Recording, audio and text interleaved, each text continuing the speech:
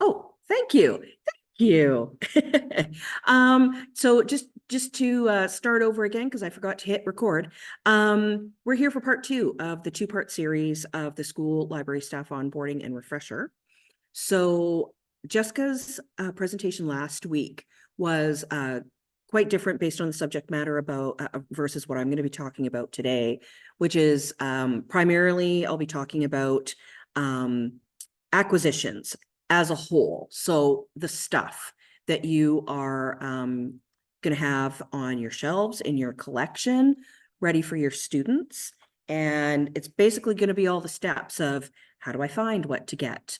Where do I get it, etc. So we're going to go through that process and the services that YRL provides that your school division pays for, that you can take advantage of to get those fantastic materials for your collection to make it the best that it can be. So I'm just going to minimize me a little bit here. You don't need to see me. So we are going to be talking about a slight breakdown of the collection in that where do you choose what to buy? I'm going to give you a little bit of information about some book lists and reviews that you can look at online. If you're kind of curious about certain gaps in your collection, maybe there's material that the students are requesting, whether it's fiction, there might be certain areas, certain genres, certain authors, series that students might be inquiring about, or even in your nonfiction selection, there might be gaps that need to be filled. Maybe you've had a great big weed recently and a lot of the content that you had was really outdated. So now it's time to fill those gaps with some newer content. Then we're going to talk about where do you buy that material. And that is basically going to be a case of a couple of options. And we'll go into that in depth here in a moment. But you do have a couple of different options, which is nice. It's very flexible. And from there, once you know where to get those items and the various options that are available, how do you buy them? What is an allotment fund, for example? Where is the money that you are going to be accessing to buy these materials for your collection? And different options within the ordering category as to purchasing materials in different ways to, again, fill those gaps on your shelves. And then what happens to that material after it's been purchased? What do we do here at YRL at headquarters before we actually send that material to you? And how do we get it to you? So those are the things that we're going to be primarily talking about today. And to start that process, we're going to talk about what to buy. So again, about those book lists and reviews, there are just the widest and most diverse variety of different sites, as I'm sure you can imagine, online that are available to find different people's take, their official review, their ratings on different books that are out there, both old and new. And some are definitely more reliable and reputable than others. So there are some that I definitely recommend using. And of course, it's totally up to you what you are comfortable using. But there are some that are better, I would say, than others, and particularly for school libraries. So I'm just going to show you just a quick couple of examples. These are kind of my go-tos as far as sites where I know I can go and get really reliable, reputable information with a lot of the content that I require to make a decision on books that I might recommend to some of our school librarians for purchase, especially if they have specific requests.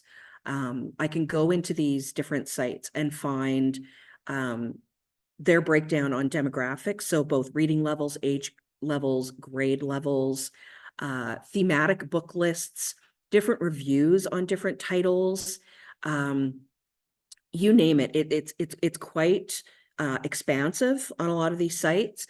And the reason that I've picked these ones are for a variety of different reasons. And those reasons are, there's a couple of different Canadian resources here that I really like. That being, of course, Canadian school libraries, which I'm going to show you a really quick view of, as well as 49th Kids, which comes from kind of the mother site, which is primarily adult content. And they had a small kids component to it, but about 2 or 3 years ago, they made it into its whole, into an entire site, like a sister site. From there, we have really specific school library generated material that, of course, is being curated. All the book lists and reviews are going to be curated by school librarians and librarians in general. And from there, you're also looking at a lot of sites that are put together by teachers, parents, librarians, sometimes a combination of 2 or 3 of those things. And that would take us to sites like Imagination Soup, Read Brightly. Kirkus is a little bit more of a higher level literature site that, again, reviews everything. So adult content as well as kids content, but their kids content is, it's reviewed quite beautifully and extensively, and is one that you can really trust, again, for their content. And then there's 2 here as well, Book Trust and Reading Rockets. They're a little newer to me, but they're great because they give an ever so slightly different perspective on materials that are not necessarily Canadian author generated work or Canadian published works, and not American either, but sometimes they're based in the UK, for example. So different parts of the world give us different perspectives, which is nice. So I'm just going to, again, show you a couple of these different sites. So just to confirm, Jessica, you can see my Canadian School Libraries page? I sure can. Oh, wonderful. Thank you. Yeah. All right.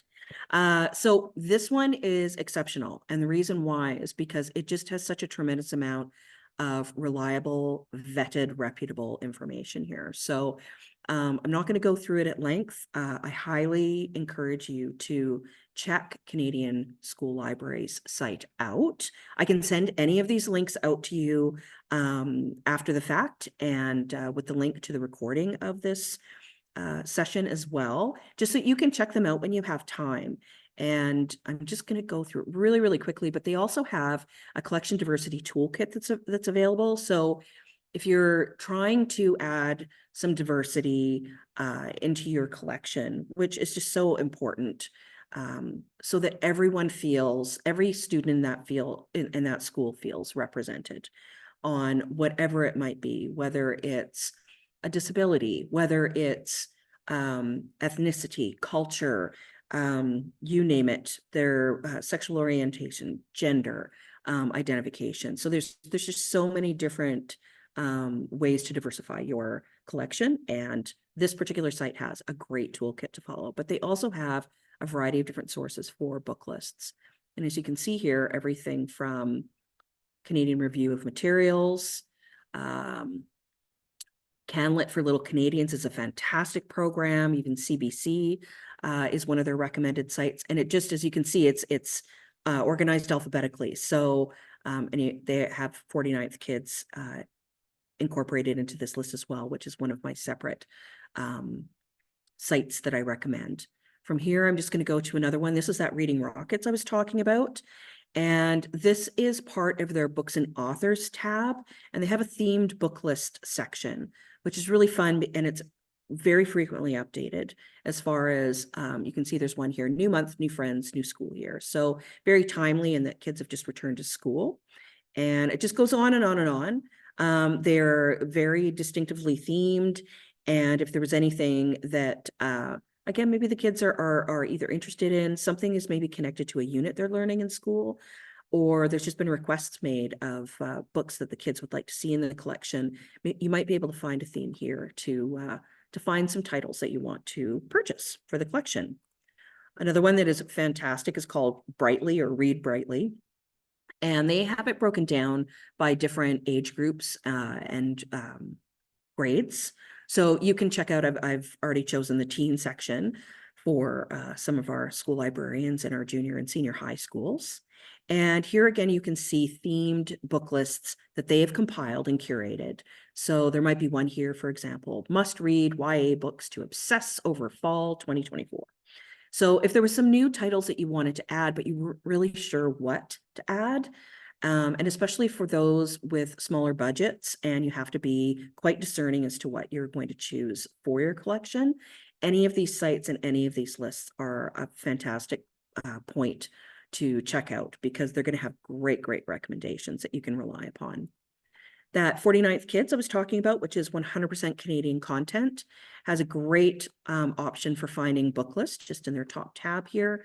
And here's just an example for the filter system that they have for narrowing down your options. It's because there's going to be a lot of different titles that they're going to have available. But if you wanted something really specific, and in this case, books for preschool, then you can narrow it down somewhat. If not, and you just kind of want to check overall what their list is just a matter of scrolling. And again, you can see that they're going to provide information such as your age group that this is appropriate for, how to talk like a chicken. It's also good for kids in this grade. Just from this point, without even clicking on this title, you can get a little bit of information about what the title is about. And there are other options in that list as well. However, I am going to let you do that exploration to see what exactly is available in any of those resources. And again, I can provide the links for any of those resources that are available. I'm happy to do that. In fact, I might just automatically do that as far as our recap for this presentation. Now, if I can just get back to my, maybe if I go here. I'm just going to go here. Okay. So that is your what to buy. So based on book lists and reviews, if you are unsure what to buy, of course, the other alternative is to reach out to us if you're unsure what to buy. Something that we are happy to do is to curate lists for you. So we usually have a conversation in the very beginning about what you might be looking for your library collection. And from there, we put together a list of titles, somewhat like a quote, and based on whatever your budget is to purchase said books. And we'll look at our vendors' catalogs and find what we can that suits those needs that you have mentioned in that conversation. So please always feel free to reach out. If you are unsure, you just simply do not have the time to investigate any of these resources on your own, please reach out to us anytime, and I'll let you know how to do that. It's just one email, and we'll get back to you and have that conversation and put something together for you. So next is where to buy. So there are many options.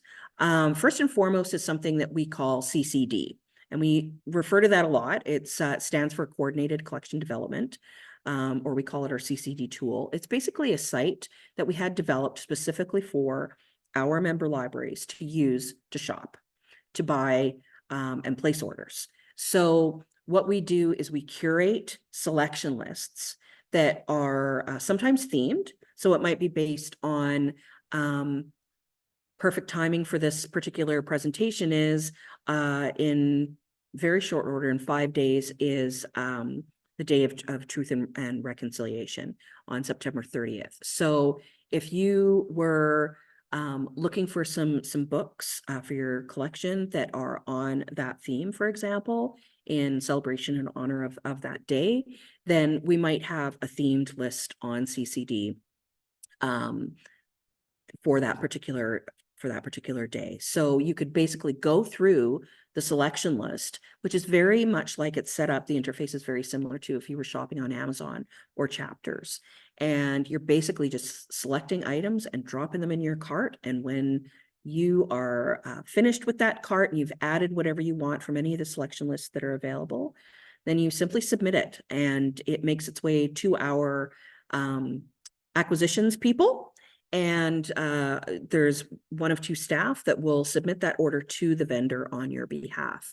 You get to choose whatever fund you want to use. We're going to talk about funds in a little bit.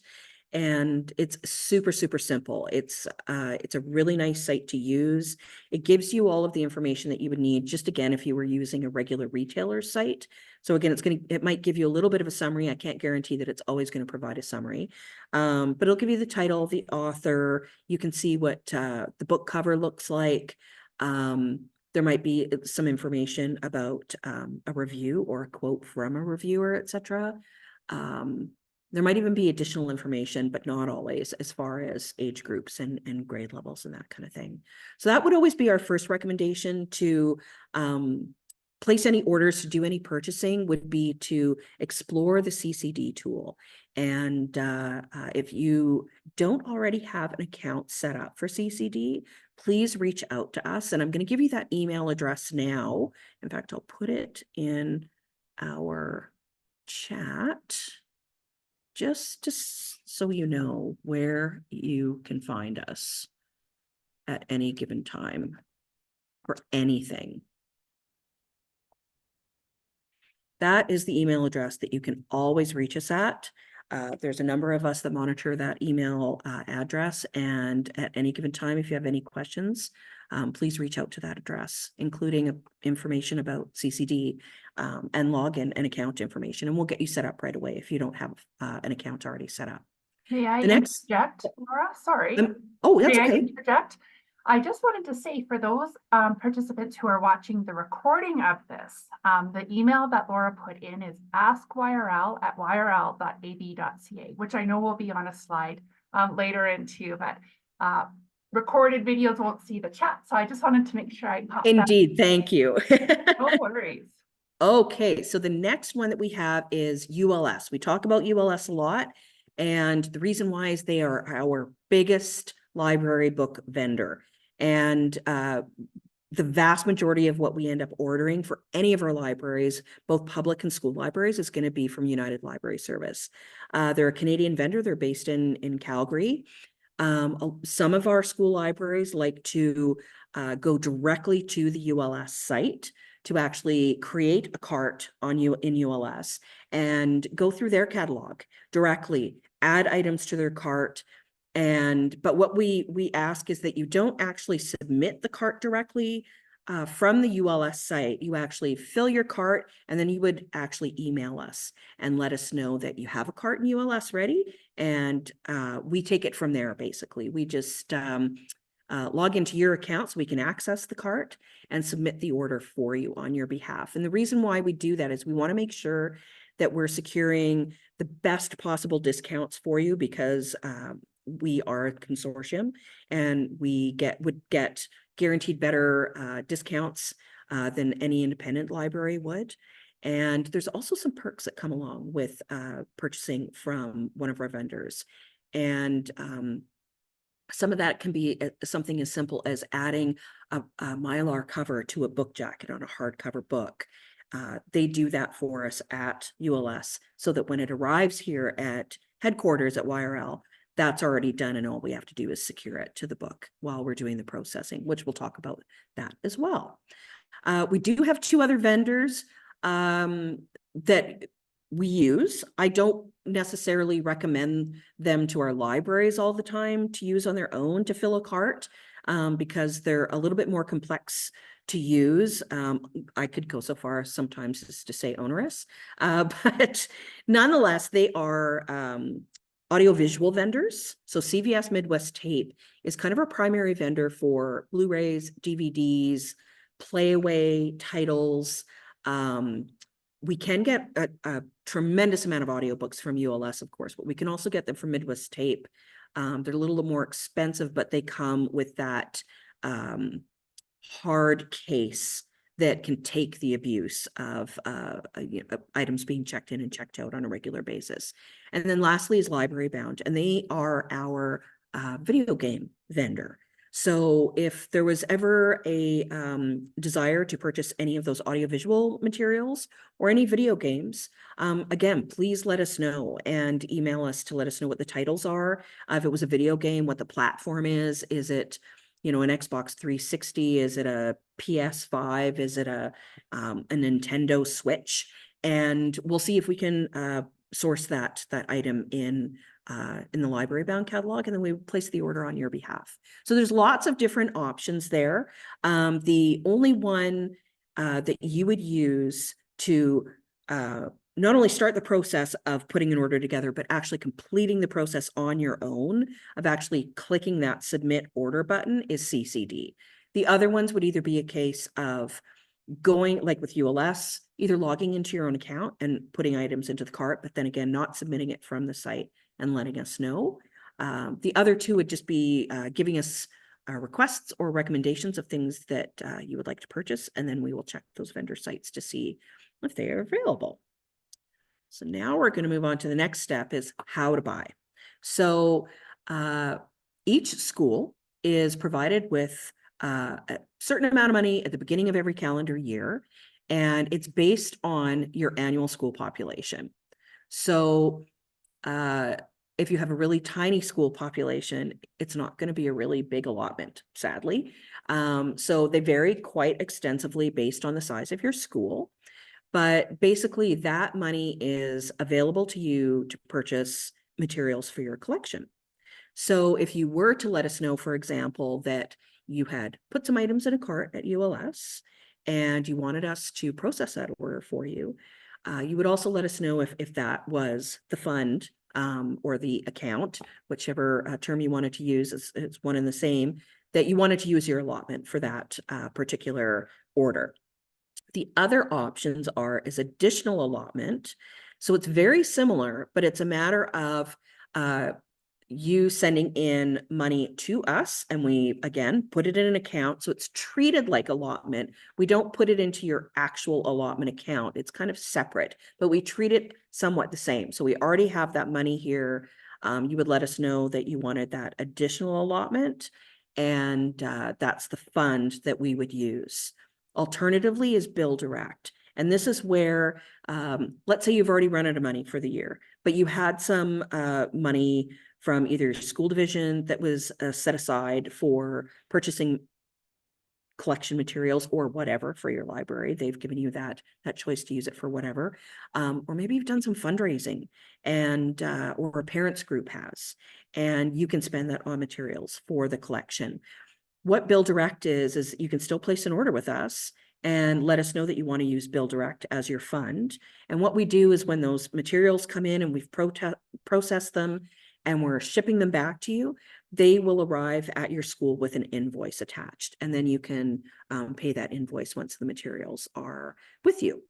So lastly is the allotment reimbursement form. And what that's for is items that are purchased outside of us. So if you saw something at a local retailer and you wanted to get it because it was there and it was a great price, but you wanted to be reimbursed for that amount. So let's say it was a book that you found at Walmart and it was $7.99. If you access this particular form, fill out the relevant information and attach your receipt for that item, and you still have money within your allotment, then you can send that in to us either electronically or by mail, and we will reimburse you for that amount that you spent on those books for your collection that you've purchased outside of YRM.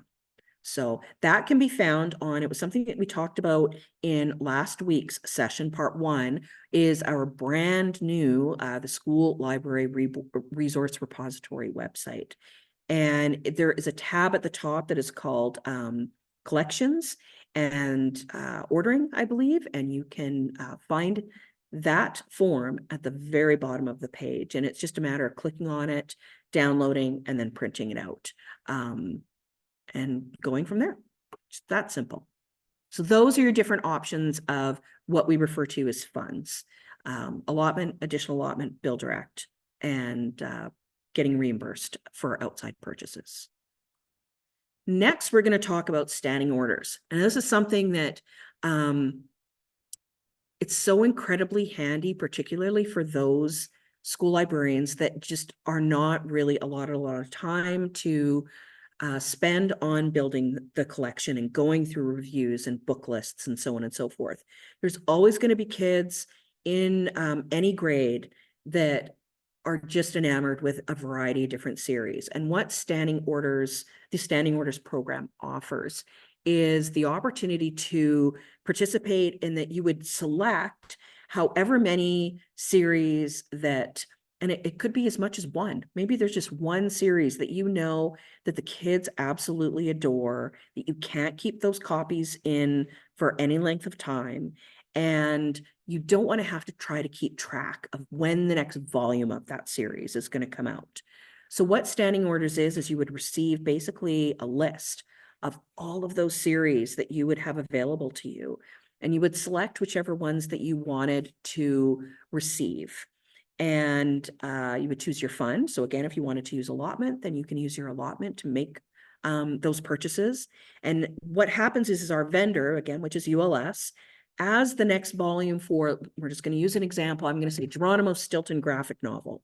So the next volume that comes out for the Geronimo Stilton graphic novel series, as soon as it comes out from ULS and they have it in their warehouse, then any of our public or school libraries that are subscribing to the standing orders program and have chosen that series, that book is pulled from their shelves and is shipped to us for those libraries. We do the processing of it, and then it is shipped to you. So it might be a case that there's only 2 new volumes that come out annually.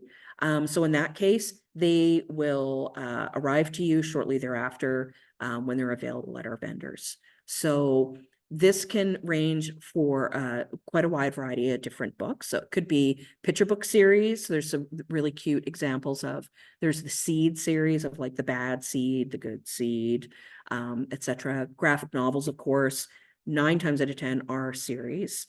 Any of the leveled readers. So, and again, whether you wanted hardcover or soft cover, for example, there's all kinds of different fictional series that are part of this program. And again, you can choose any one you want. There's no minimum or maximum amount that you need to choose. It can be as low as 1 series if you wanted. They arrive 100% shelf ready. All you have to do is check them in. That includes mark records because we would be processing them here. It's up to you how to manage this program. So again, you're the one that's making the selection as to what you want to receive. And you can start or cancel this program at any time. So if it's halfway through the year and you decide, you know what, I just don't want to get any more of the series that I had originally subscribed to, you just email us and let us know, and we will cancel it. It just depending on when that cancellation takes place, however, you might still get the next volume of whatever series that you had originally requested, because it might just be like 2 ships passing in the night, and we don't let them know about the cancellation in time for the next volume to arrive. It's a fantastic program because it basically takes care of itself. You really don't have to do anything. It's a nice way to spend out your allotment on books that you absolutely know that your students are gonna love. So I highly recommend taking advantage of that. Those lists are provided at the beginning of the calendar year, not the school year. So it's usually in January, towards the end of January into February, when we actually send those lists out. And I highly recommend going through them and considering joining into the standing order program. If you have any questions, please let us know what those might be. Next, we're going to talk about, again, what happens to this material once you actually found what you want to buy, found how you're going to buy it with what money, where you're going to purchase it from, and then what happens to it when it actually gets here. Well, we take care of all of that as well. And that refers to, we catalog any of those items. So we're going to, if there isn't already a mark record or a bib record created for that item, we will take care of that. And that is for not only new items that you have ordered, but that is also for something that we call process-only materials, which are those items that you have obtained or purchased outside of YRL, but you need records for them. So you want them cataloged, you maybe want the spine label printed and fixed to the book. Maybe again, the book jacket needs laminating or fixing it so it's secure to the book, etc. We will also create a bib record or a mark record for any of those items as well. So when any of that material, new or process only, goes back to you, you get a mark record for it as well, or a bibliographic record. And it's either sent to you directly or to your school division to upload into your ILS. And then it's just a matter of checking the book in and it's ready to be circulated. And when I'm referring to processing, or again, process only, it's a term that we use here quite often, but to break it down, it's basically a matter of processing in such a way that it might be securing a track barcode to it. Even if your school has your own barcode, that's okay. It's just we need one to actually do the paperwork to get the material out of our building and out to you, basically, for invoicing and packing slips. You might actually use the track barcodes as your primary barcodes. We print and fix the spine labels to the spine. We have a really nice protective clear Mylar cover that goes over top of that. And again, any book jackets that are not physically attached to a hardcover, for example, is something that we would fix by taping. So that's the processing element after the cataloging. So we catalog it, we process it, and then we ship it to you.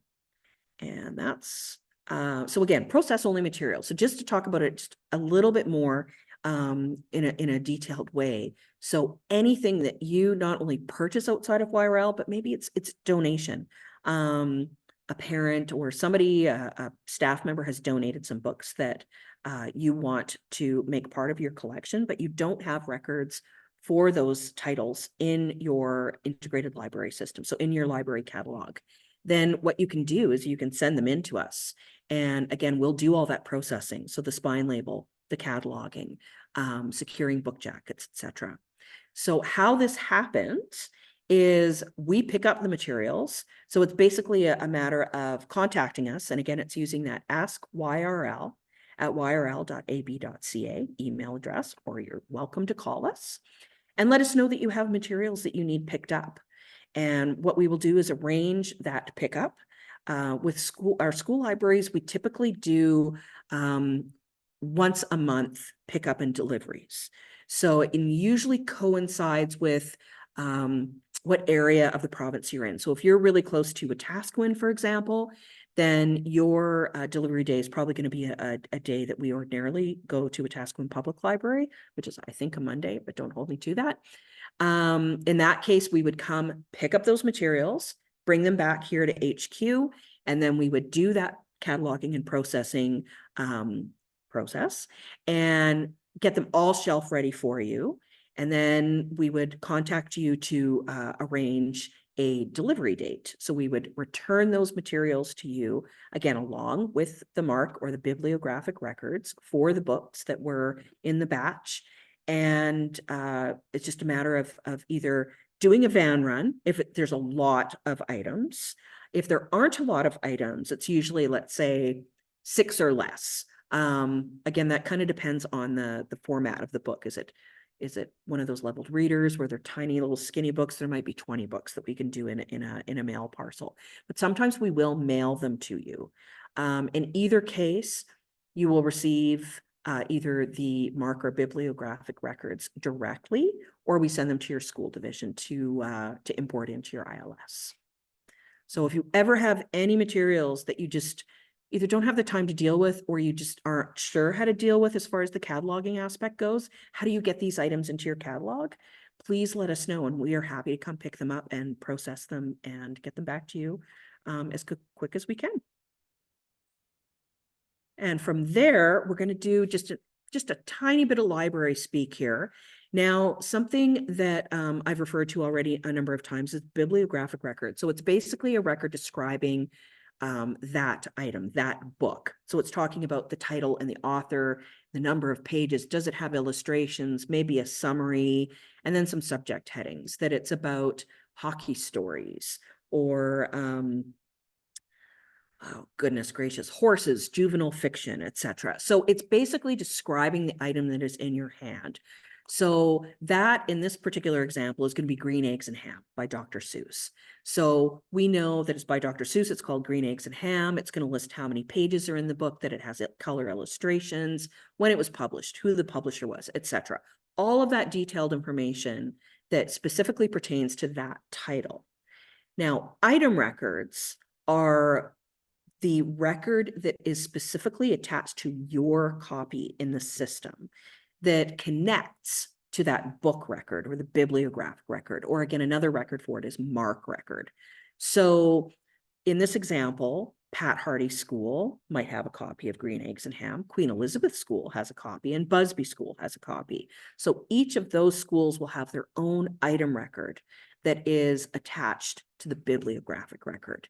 Now, why is this important? And why am I talking about it? Well, when any of the materials that you've either purchased through us or have sent into us for processing come through the building and our catalogers have that item in hand, we want to ensure that we are treating the item as you had requested. So maybe you want the spine labels printed out and fixed to the item. If so, what do you want on your spine label?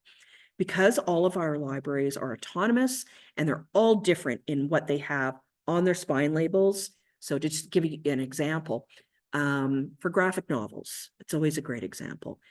For, let's say, a juvenile graphic novel, some libraries like to have on their spine label J and then GRN and then the cutter, which is usually the last or the first 3 letters of the author's last name.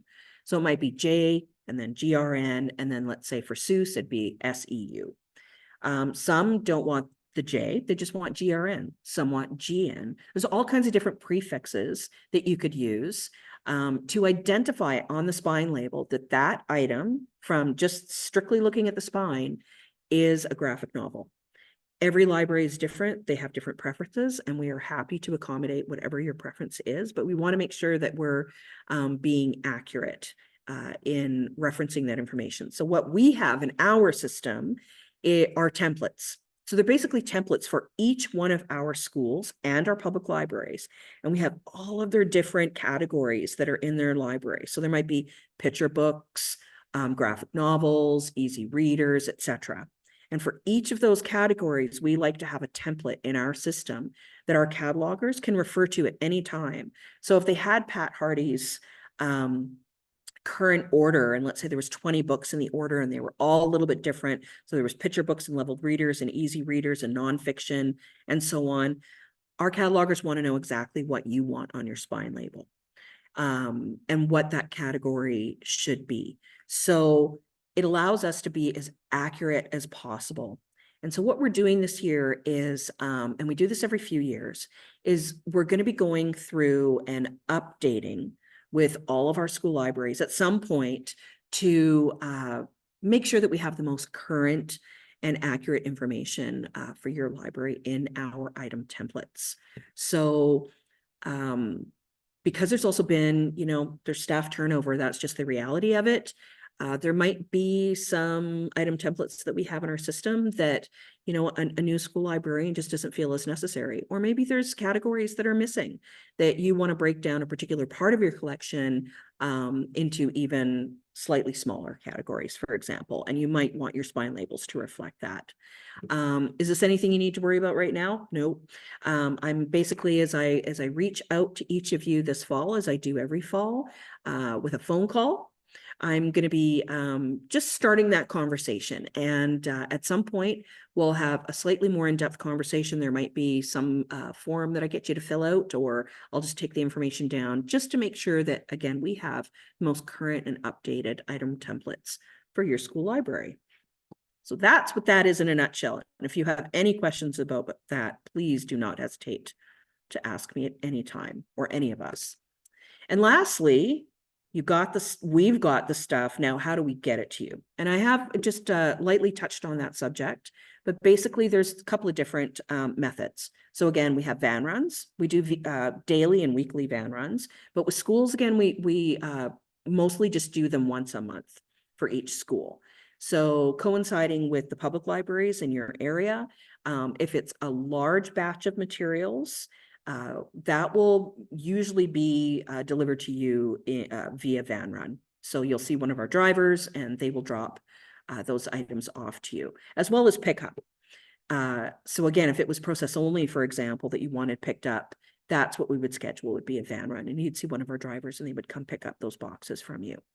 If it's small amounts of items, so again, it's something that we can get to you a little quicker in the mail, then that's the option that we're going to use.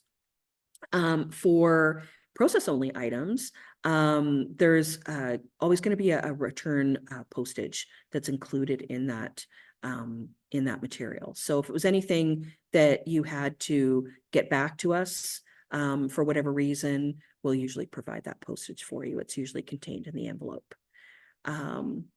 And this is also going to pertain to some of the other things that Jessica talked about last week, as far as delivering materials go. And, you know, that's going to include curriculum support materials, for example. So any requests that you had made regarding any additional materials that you wanted to supplement your collection for your students.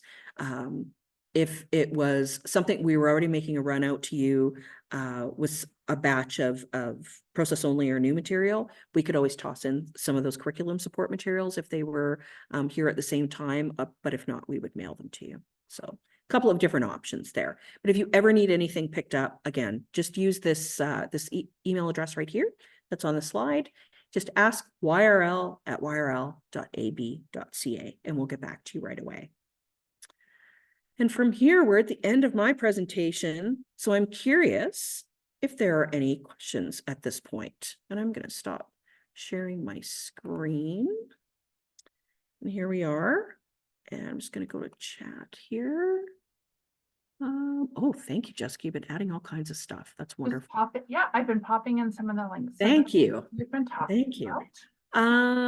It looks pretty quiet as far as questions go. And I hope that just means that I have covered everything. But if I didn't, then again, we can't say it enough because it is the one go-to method of reaching us anytime throughout the week. And that's askyrl@yrl.ab.ca. And we will do our best to answer your questions, whatever they are about. And then we can go from there about your need of finding new wonderful materials for your collection. So I think that's about it. Thank you so much for attending, and I hope you have a really great day. Bye-bye. Bye, Laura. Bye, everyone.